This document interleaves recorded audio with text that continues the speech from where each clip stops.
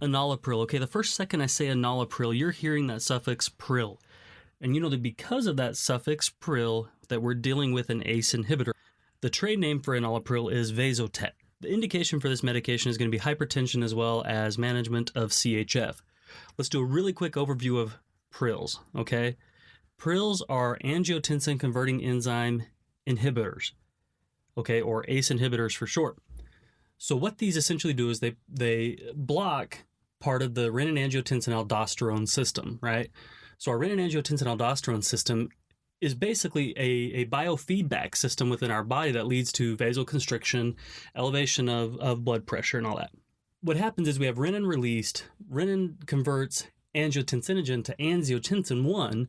Angiotensin 1 goes to the lungs. Within the lungs, angiotensin 1 is converted to angiotensin 2 by angiotensin converting enzyme.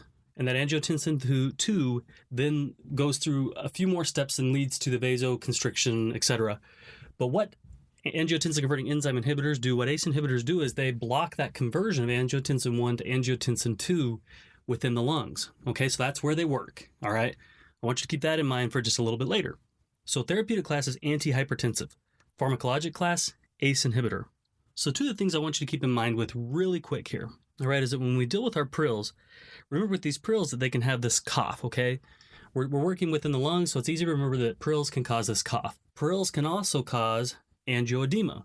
What that is really a swelling, facial swelling, severe swelling, okay? These patients can swell so greatly that it actually cuts off their breathing supply, and they can be admitted to ICU, they go through emergency room, they can be intubated, etc., to try to protect their breathing. And that is a side effect of ACE inhibitors, is that angioedema.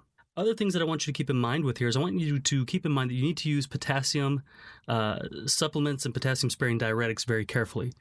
Angiotensin-converting enzyme inhibitors can actually lead to hyperkalemia because they will lead to retention of potassium. So you really need to be careful with anything that's going to further elevate potassium levels. You also need to monitor blood pressure regularly, especially within the hospital.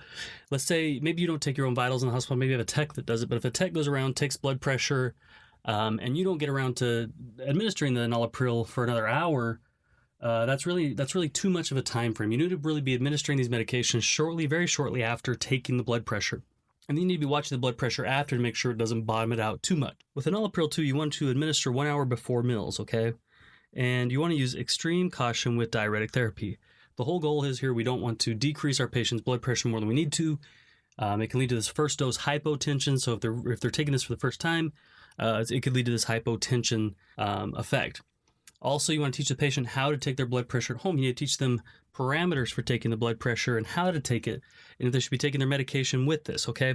So very important medications because they're used so frequently, but there are a lot of side effects. There are a lot of things to keep in mind with. This has been another episode of the Nursing.com MedMaster podcast. My name is John Haas, RN, CCRN alumnus, and I want to give you our free download of the 50 most commonly prescribed medications. To get that free download, just go to nursing.com/50meds. That's 50, nursing.com/50meds. We love you guys. We want you to succeed.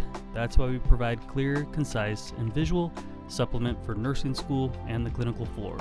We love you guys. Go out and be your best selves. Happy nursing.